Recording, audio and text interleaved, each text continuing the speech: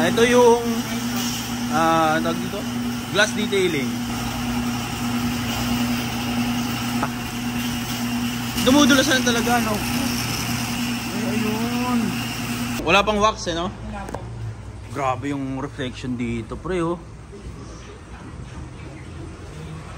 Pang show, eh. Saan ba show natin? Hanap na tayo ng show. Hanap na agad ang show, eh, no? Live show. Live show. Live show ang hinahanap.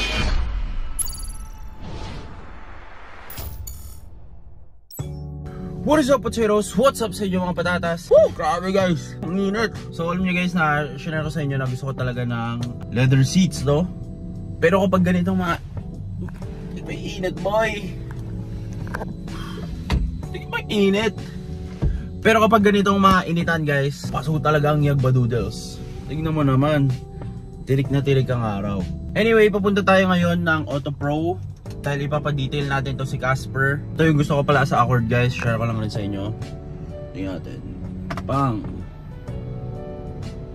Para extra heat rejection guys, no? Hindi nyo pa alam, syempre si Auto Pro lang naman yung nagdi-detail lang lahat ng sasakyan natin. Sila yung pinaka-trusted ko pagdating sa mga detailing ng mga sasakyan. Tapos na tayo magpainit ngayon, share ko na lang sa inyo mamaya guys kung ano yung mga concerns natin. Pagdating kay Casper, kita-kits mamaya doon. Biyahin na muna ako guys, hindi ko na kaya yung init. So tara, let's go! 5 minutes later. Nandito na tayo ngayon sa Auto Pro. Simulan na natin i-detail to guys. Ayos na yung mga problema nito sa makina. Pops, kamusta? Okay lang. Pangilan na to? Madami na. Madami Lahat na. na model actually. Ang mga concerns ko kasi dito, Pops. Okay. Ano, headlight yan, medyo madilaw. Oo. Tapos, pintura. Anong masasabi mo sa paint? May gaganda pa yan. May gaganda pa. Oo. Nakita mo nga dun si Gary, di ba? Sa bagay. Salamin, okay naman na to? Salamin. Dadanan na rin natin. Para at least, i-asin rin na rin natin. para pag umulan, lalaglag lang yung tubig. Kasi pagka, kunyari, yung sa paint lang, may iba yung salamin, parang makikita mo, uy, ba't di pantay? Parang 90s car ang dating. Oo. Sa bagay. Okay. Pero sa loob ba? Sa iloob, sariwa, wala na to. Sariwa eh. Sariwa yung loob. Hindi na Amoy leather, no? Di ba amoy talaga ng leather, no? Okay. Tapos, ay, ano meron dito? Ayan, ang daming watermarks. Ay, Mukhang oo. talaga natambak siya eh. Ito guys, meron siya nung mga ano. Ang tawag, di ko alam tawag dito eh. Acid rain, watermarks, gano'n. Ayun o, makikita nyo ba to? Parang labo, no? Labo. Sa gilid din ba meron? Wala sa gilid. Sa bubong. Meron din. Ayan. Ayun sa bubong meron, no? Makina, malinis. Makina, silipin mo makina. B-series yan tol. Mas maganda pa nga sa B-series to. Makina, anong meron sa makina? Puro tagas, no? Linisin na rin natin para paglabas, pwede ng tama. Pang show na to Pang eh. show. Pwede. VIP, no? Ito ang tanong ko tol, mayroon ka bang alam na nag-a-align ng mga ganito? Kasi sa akin, napingas na yung mga tenga. Meron. Meron ka din kilala? Meron. Kayo? Kayo din ba? Kayo rin? Sa may sa Caloocan. Okay. Meron tayong So, painting, mechanical underworks, meron din.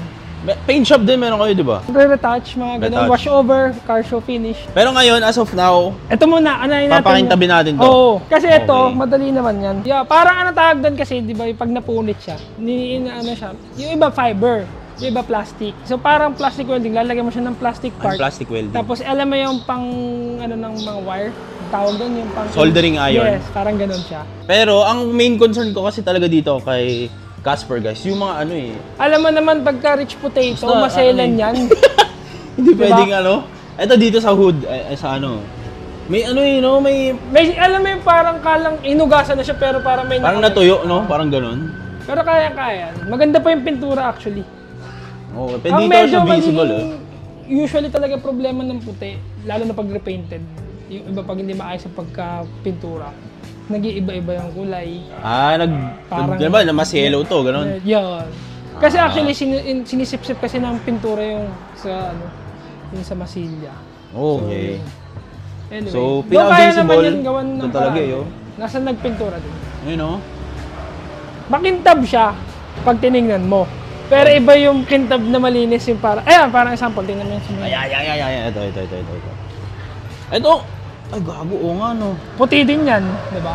So, ganyan yung goal natin. Oo nga no, ito. Ganyan yung goal natin. Ito makintab. Compare natin dito. Ang ganda pa naman ng kulay nito kasi Oo pearl nga white no, to. malabo no. Malabo nga no. May kintab siya, pero iba, may ano pa yan, may gaganda ba? Kumbaga parang pang show na nga, ang ano natin pagtapos. Ayun nga, nakaraan, sumali tayo ng show, nakachamba tayo. Ito. At saka yung isang kotse, yun, nakachamba tayo best detail, champion. Kunya mga guys, dito sa Auto Pro, dito ko talaga dinadala lahat ng i-detail natin. Oo. Kasi, Pops, lalo na ako, may ligaw sa 90s car. Oo, parehas tayo. Di ba? Iba, Alam ito, natin. tingin mo to, 90s car. Oh, ito, tingin mo to, 90s car. Grabe, ano, reflective talaga. Kala mo nga, ano eh, sticker. Sticker, no? Bali, ano mga gagawin kay Casper? So, usually, di ba, pag, first step natin is car wash, premium wash, and then, didigrain natin, tatanggalin natin yung mga silip-silip, mga libag. Tapos, yung ano, kasi since wala naman tayong habulan na gas-gas, polish lang. Polish lang, okay. Kasi usually, iba, dito 3 step, pwede naman yun, kung may, kunyari, may malalim. Yun, pwede mo, ano, kumbaga kasi as much as possible, pinipreserve natin yung paint. Salamin din, and then, syempre, makina. Para pagka tumambay tayo, pagbukas mo, pop the hood. Makintab lahat, no? Malinis lahat. Kumbaga Okay. parang brand new ang habol natin. Siyempre, hindi lang natin ano dito. Itong mga part na, like ito, natanggal na pintura. Mga ano lang, mga plastic parts kasi medyo maalikabok katulad nito, guys. Hindi, pero mamaya, makikita niyo yung before Ay, oo nga, ito. Madumi, no? Madumi. Ito pa. Galing ka ba naman na? Loud yun, no? Okay, so, kayo na muna bahala dyan, Pops. Kaya kwentuhan muna kami. Abangan nyo yung after polishing nito kay Casper. So, yun lang. Guys, at iwan muna namin ngayon si Casper. Ayan. Wow. Kakain muna ulit tayo. Food vlog ulit. Ayan, okay guys, dito kami kumakain sa craziest, hindi ko mabasa eh, may nakaharang. Yung pagkain natin, chicken, sisig, tsaka pork chops. Wow. 5 minutes later. Okay, so pakita muna natin yung mga promo nila. Pakita natin yung promo natin. So ngayon kasi sa Marikina branch, naka-promo tayo. Flat rate, car wash 120. So let's say, kotse mo, Fortuner, Hilux, or Yun yung mga mahal eh, di ba? Yun, mga ganun. Kasi malaki size. 120 lang sa amin. 120. Oo. Eh, paano kung mga Grandia, ganyan? 120 lang din. 120 pa rin? Oo. Yung mga wash and wax natin, 450 lang din. Lahat ng sizes, flat rate. Lahat din. Oo. Kunyari, Innova, 450 lang. Yun, Grandia, di ba? Mura, no? Oo. Even glass detail, naka-flat rate, 700 lang, lahat ng sizes. Lahat ng salamin, except side mirror. Tsaka mahal kasi. Magkano ba car wash sa mga ano ngayon? Grandia, Ang car wash Fortuner. ngayon, ano eh. 180? 180, ganun. Dito 120. Oo. Panggas din, isang litro din. Oo. At saka sa mga wax, kasi syempre, mas mahal yung malalaki. Diba? Sa bagay, matagal. Tapos yung salamin, sipin mo buo, 700 700. So, dito, meron kami ditong box na, Tinespa. Ayun. Ito yung box, oh, ito. No? Oo nga, no? Mas naging malinaw. So guys, tignan nyo yung box. Ito.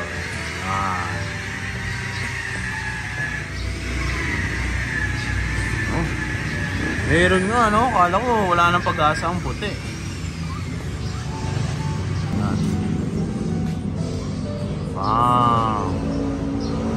Mas nagiging clear, no? Nawawala rin sa focus yung... Parang nawawala sa focus yung camera, eh. Ayun, no? Tingnan mo. Di ba ito? Oh. Tingnan mo. Luminaw, eh, no? Oo nga. Tignan natin yung ating... Ano ba tawag dito? Manifold, no? Yes, sir. Akala mo bagong repaint tong mataas, eh, no? Ito yung pintura, syempre, ano na yan. Hindi kasali yan. Malinis na, no? Guys, update. Pati, nilinis na, guys. Okay, update sa engine bay natin. Inuuna muna yung mga pwedeng singit-singit, no? Pero ang best part dito, guys, tignan natin yung likod. Yung likod. Wala na yung Damn. Luminaw ko yan, oh. Grabe, oh. Kanina guys, malabo siya, eh, oh. Tignan mo naman to, boy. Grabe. Gilid. Hindi pa tatapos, kuya, eh, no? Hindi pa napunasan, kumbaga. may papatol. Grabe, no? Itong bubong kuya, wala pa, no? Compare natin, guys. Malabo siya, no? Pero dito sa trunk, grabe, sharp na sharp, no? Satisfying manood, eh, no? Kahit ang init, eh.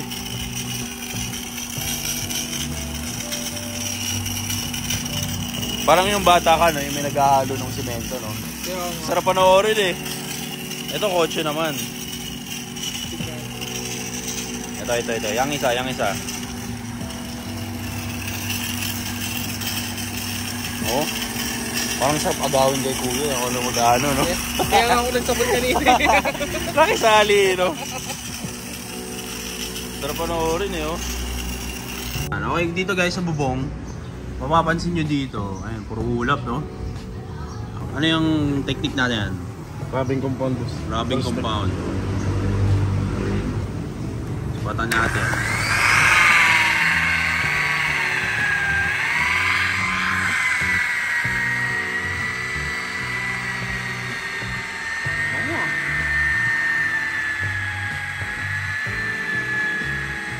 So ilan ang nilalagay kuya? Isa lang? Okay, dalawa. Dalawa. Pangatlo po yung wax.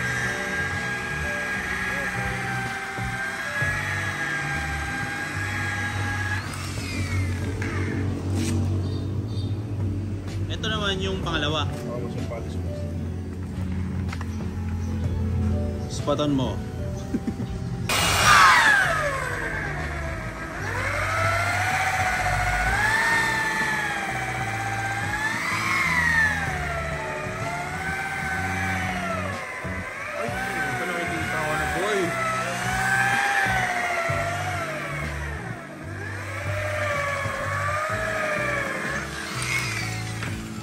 Tapos ano to? Tumigas lang.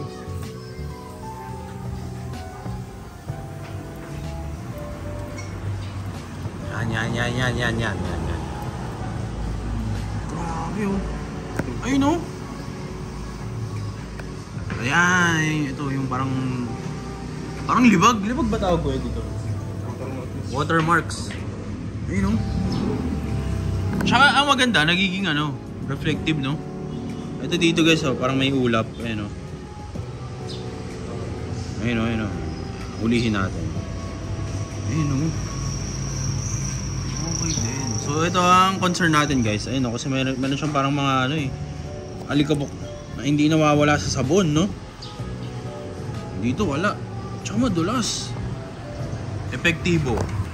Akala ko wala nang pag-aasa to, eh.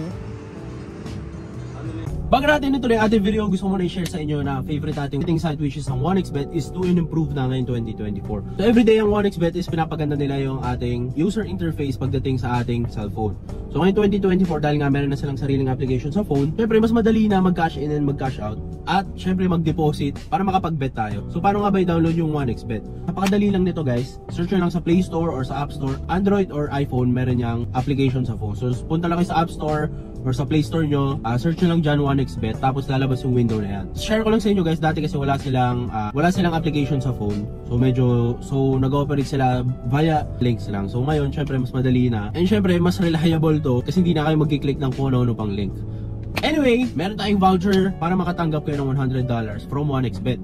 And from me, no? So papakita ko mamaya kung paano nyo malalagay yung voucher natin. Lalagay nyo lang rich potato, tapos makukuha nyo yung $100 na voucher na parang panimula kung tawagin. So first deposit nyo, lagay nyo yung voucher na rich potato, tapos makukuha nyo yung $100 na yun. Anyway, kapag na-download nyo yung application na 1xBet, mapupunta kayo sa page na to. So tara! So napakadali lang mag-register dito guys. Siyempre click nyo lang yung green sa taas, register. Tapos sa code dito may lalagay yung phone number mo. Ito rin yung gagamitin mo pang login mo. Tapos dito nyo magagamit yung rich potato na code. Siyempre $100 yan guys na bonus, di yan pesos, dollars yan. So napakadali lang mag-register, makakapag-bet ka na agad. So siyempre kailangan mo maglagay muna ng pera para makapag-bet ka dito sa betting site. Kaya nga siya betting site, diba? So maganda sa betting site na to, sobrang daming laro. Siyempre meron ditong football kung fan ka ni Messi o ni Ronaldo. Tennis, meron din. At siyempre yung paborito ng ng Pinoy, hindi mawawala talaga dyan yung basketball. Pwede ka tumaya dito, NBA, PBA, at kung ano-anong liga pa. Yun ang maganda dito sa 1xBet, sobrang daming varieties ng mga laro. Sobrang user-friendly ng app na to, so hindi ka talaga malilito, hindi ka maliligaw. Subukan nyo na tong 1xBet, wala namang masama sa pag nagtatry. Alay mo, kayo na yung susunod na swerte. Sa engine bay pala natin guys, pakita ko sa inyo. Wow. So hinihintay lang munang matapos yung buffing, saka isasabonan tong ating engine bay. Pero dito pa lang makintab na yun. Yan, ito yung tawag dito, glass detailing. Yan yung pangit. Lagyan mo ng bilog kuya. Yan.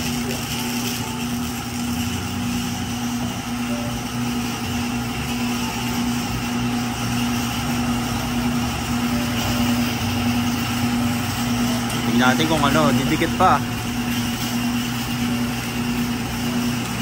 Ay, ayun. Hindi na dumidikit. Dumudulas na talaga, no? Dito dumidikit.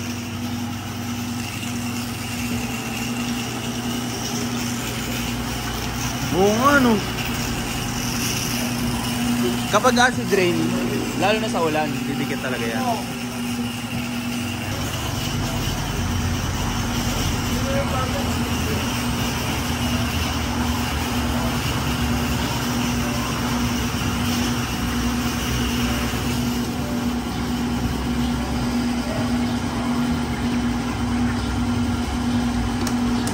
Testing.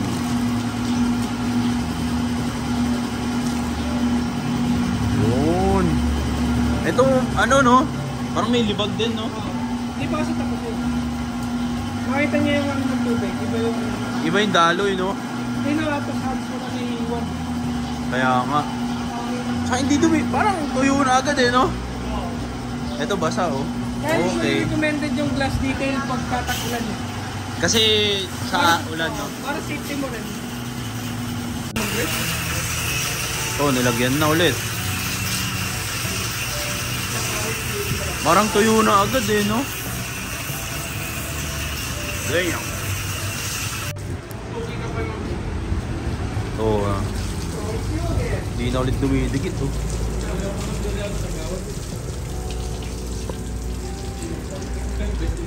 Ayan, ito yung wala pa, no?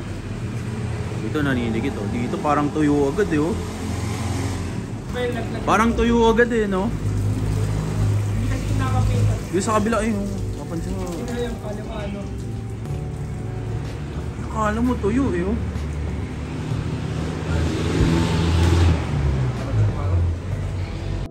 Okay, wala pang wax, eh, no? Grabe yung reflection dito, pre, oh. Pang show, eh. Saan ba show natin? Hanap na tayo ng show. Hanap na agad ang show, eh, no? Live show. Live show. Live show ang hinahanap. Okay guys, tapos na ang ating accord. Di na namin na vlog, pero kitang-kita nyo naman ang layo ng diferensya nito, guys. So, tignan mo yung hood. Tsaka salamin, malinis na rin. Makina. Bukas makina, papakita natin yung makina, guys. Dahil madilim na dito. Pero tignan mo naman yan, boy. Tignan natin yung trunk. Yung trunk, oh. Malinis na, boy. Hindi na siya foggy, no? So, abangan nyo bukas to, guys. Ikutin natin ng paikot. Syempre ngayon, gabi na. Iba na yung tama ng ilaw. So, papakita natin to bukas. Kita-kits tomorrow. The next day. Okay guys, good morning sa inyong lahat. Ito na yung kinalabasan ng ating detailing from yesterday. So kagabi guys, gabi na, hindi na natin nakabutan, hindi na natin natapos. Tsaka iba kasi yung tama ng ilaw kapag gabi. So gusto ko sa inyo ipakita ngayong umaga. So yung mga major concerns natin is nawala na. Tulad nitong headlight. Ayan. Puting-puti na ulit yan. Yung mga watermarks dito sa grill, nawala na rin. Ayan, nakikita yung grill natin. And ang pinaka gusto ko kasi guys is yung glass detailing na ginawa. Ayan, tignan natin glass detailing. So para sa akin guys, ilang beses ko nang gustong i-advise sa inyo, paano ba mapapaganda ang iyong 90s car or ang iyong kotse in general, no? Alagaan mo yung salamin. Kasi guys, yung mga reflection ng sa paint, madali lang yun pakintabin dahil syempre may buffing, di ba? Pero sa salamin, mahirap pa agandahin ang salamin guys, lalo na kapag 90s car na, alam mo yun, pinaliguan na ng libag ng watermarks, di ba? Pero yung salamin, sobrang ganda talaga kapag nakikita mo yung reflection sa salamin. Yan, so di ba? Tsaka hindi lang yun. Syempre mas for your own safety, maganda kapag malinis yung salamin mo kasi dumudulas lang talaga. Para sa mga may gusto tumindig yung mga sasakyan nyo, itry nyo na ipag-glass detail kasi sobrang laki na may improve. Yun nga lang, halimbawa kapag may mga gasgas kayo tulad ng, eto may gasgas rin naman guys, not gonna lie. May gasgas din naman to. Ayan, tulad nito, ayan. Ano, kita mo tong rainbow na to? May gasgas yan. Pero hindi naman ganun kahalata. Pero kasi sa mga 90s car, lalo na kay Gary, sobrang lala nung gasgas nun. Kaya naglabasan yung gasgas niya nung ginlas detail. Pero syempre, okay lang yun dahil mas concern natin yung kanyang visibility kapag umuulan. Tsaka yung mga ilaw, mas naging reflective sila. Ayan. Mas maganda guys na before kayo pumunta doon is magpa-schedule muna kayo kasi medyo crowded and medyo matagal ginagawa yung ganitong detail. Yung detail na to tinagal ata mga nasa 4 hours to 5 hours, 4 to 5 hours siya ginawa.